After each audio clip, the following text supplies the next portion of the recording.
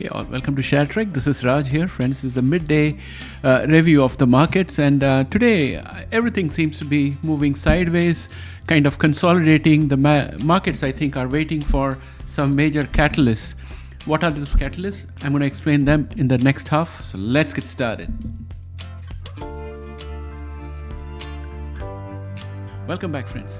I think today the markets are moving a bit sideways, mainly because the economic calendar has got some important events happening later this week. And each of those could be a positive or a negative catalyst depending on the readings. I'm going to go through each of them. I'll explain the importance and where they are right now and what's the expectation. So with that said, let's go and start off by first looking at the economic calendar, and then we'll visit the TradingView platform to check out the status of all our shares. Both Genomic as well as AI, and see if we can get any clues. Welcome back, friends. So the markets are moving sideways, as I mentioned, and one of the reasons why they are doing so, I believe, is because the market is waiting for some key economic data. We are looking at Trading Economics website. I have set the filter only for US economic data. And we can see that on Tuesday, we have PPI month over month. So PPI is basically producer's price index, and PPI month over month measures the percentage change in producer prices compared to the previous month. A positive number indicates rising prices, which is inflationary pressure, while a negative number indicates falling prices, which is deflationary. So if a number came negative out here, recession fears might go up. And the market is expecting a reading of 0.1%. The consensus forecast is 0.1%. The previous reading was 0.2%. So if it comes anywhere between 1% and 2%, I think we all should be okay. But if it came below 1%, then I think the market will have a little bit of panic. And if it came above 2%, then I don't think it's going to make much of a difference, because the Fed is going to cut rates only in September. And we still have a few more economic data to come out by then. So it will just be one extra data point. That's the way I am thinking of this. If you have any different interpretations, please put it in the comment section. I always love to hear from you, another fellow investor. And then next on Wednesday, we are going to look at, I think, 4 important readings, out of which for me, core inflation rate month over month and inflation rate month over month seem to be more important, because we already know the trend that is going on. But if there is any change out of the trend for core inflation and inflation rate, then I think that could mean a little bit of difference to the market, either as positive or negative catalyst. And the forecast for core inflation rate month over month is 0.3%. The consensus forecast is 0.2%, and the previous reading was 0.1%. Now we'll have to see what happens out here, but I want to make a distinction between core inflation rate and inflation rate. So basically, the inflation rate month over month measures the percentage change in the consumer price index from one month to the next. It reflects the average price change for a basket of goods and services, including all categories like food, energy, housing, and transportation. This metric gives a snapshot of short-term inflation trends, indicating whether prices are rising or falling compared to the previous month. A positive number indicates inflation, and the negative number suggests deflation. And the core inflation rate month over month, which is the other metrics, is similar to overall inflation rate, but it excludes the volatile categories of food and energy prices. And this exclusion is because food and energy prices can be highly volatile due to factors like weather, geopolitical events, strikes, and things like that, which may not reflect the underlying inflation trend. So core inflation is what the central bank generally uses as a more reliable and stable measure of inflation trends, and it provides a clearer picture for underlying inflationary pressures. So that's what I think the Fed will be looking at when the time comes and these data are released. And then, of course, we're going to have retail sales month over month on Thursday, August 15th. And a better reading on retail sales would indicate a stronger economy, and anything less than 0.3%, which is the consensus right now, is going to increase a little bit of fears about recession, and that may not be very good for the markets. Now on Friday, We have another one, which is Michigan Consumer Sentiment preliminary reading, and that would give us an idea of what the consumer is feeling like, how the consumer is experiencing the market trends in terms of inflation. So that's what we have out there. Next, I want to go into the futures and have a look at Nasdaq futures, which are also neutral because 0.12% can be wiped out in a few minutes. It has been like that before, and you can see there's a lot of consolidation. This is a 1 minute chart. So even in the 1 minute chart, we have been here since 9 o'clock in the morning, and we started somewhere around I think 18,600 something, and we are still around the ballpark of the same number, not much of a difference. It's 26.25 basis point difference from yesterday's closing.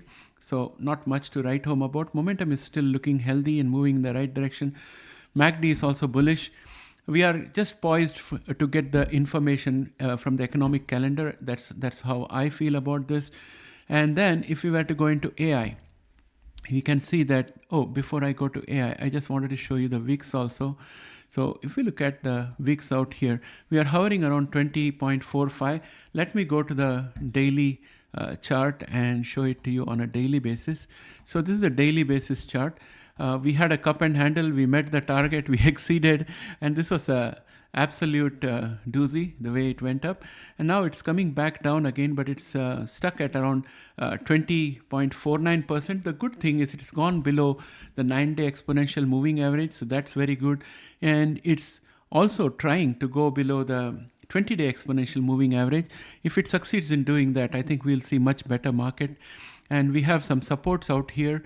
There is this support here at around 18.57, and the next support is at 15.88.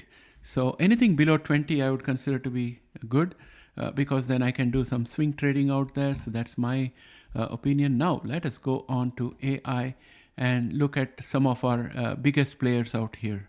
As you can see, at the very top I have Google out here, which is down 0.54%. Momentum is also weak, pointing in the wrong direction. MACD is also bearish, and it's getting some kind of a support at 164.49, which is the support level that we have drawn here. It is hanging around that. Will it survive above that or will it go below? That's the big question. We are already below the 9-day exponential moving average. And if you look at Tesla, it was down minus 0.97%. Again, it has been consolidating. It's kind of a bearish pennant out here. It's likely to come downwards. Momentum is weak, as well as MACD is bearish. And then if you look at Apple, Apple is up 0.47%. It has been showing consistent strength and breaking through all the exponential moving averages one by one. And it's trying to break through the 20-day exponential moving average, which is this orange line out here today.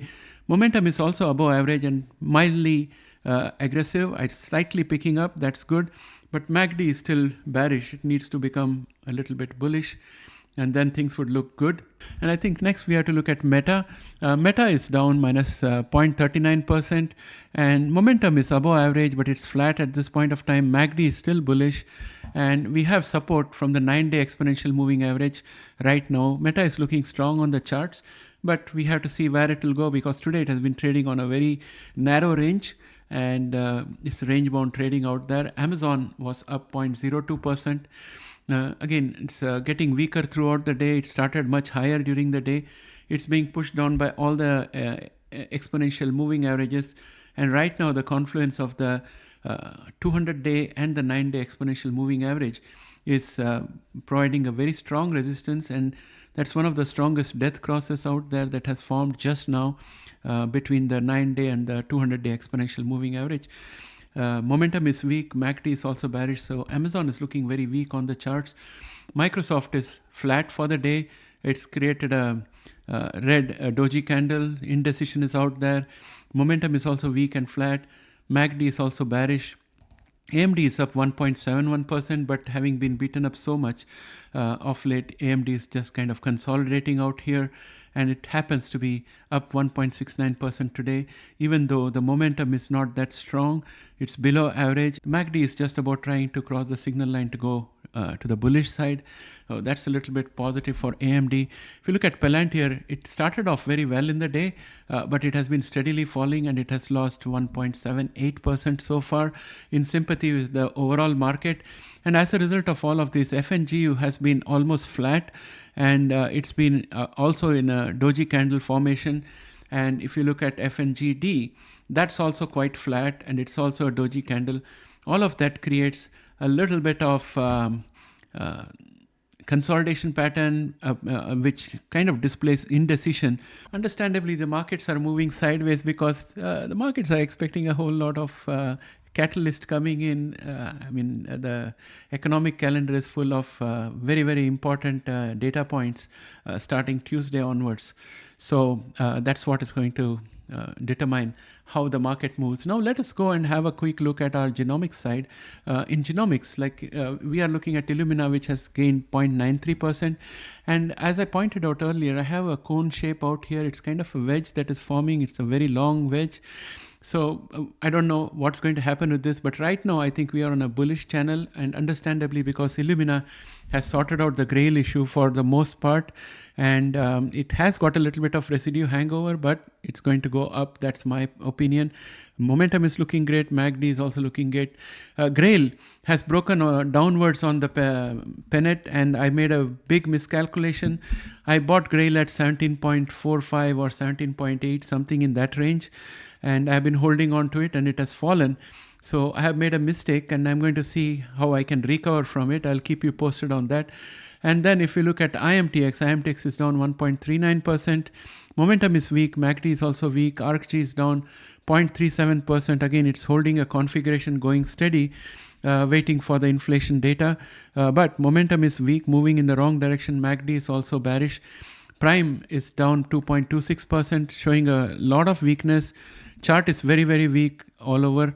And then we have Caribou Biosciences, which is down 4.12%. And the chart is looking very weak again, with very weak momentum and bearish MACD.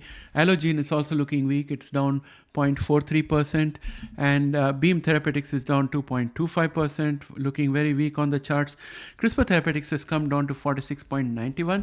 I'd like to disclose that I had bought CRISPR Therapeutics for the third time at 47.41. I sold it somewhere around 48 point something and put the money into FNGU and FNGD. So the money is sitting there right now, and CRISPR Therapeutics has fallen down further, and I'm expecting that it will come down to somewhere around 42.84, which is the next support, because both MACD and momentum are both weak, and I don't see any catalyst coming out right now because the earnings was just completed. So the enthusiasm for CRISPR has been diminishing a little bit given the overall market condition and the market sentiment. So I think I would pick up CRISPR again somewhere closer to 42.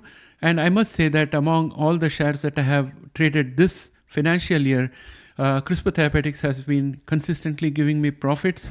And the other counter where I am on profits is FNGU. So these two have been very good. And of course, Berkshire has been consistently profitable, but I have not realized those profits. I'm still holding on. Next, coming on to PACB, it's down 10.38%. That's a terrible drop. The chart is looking very weak indeed.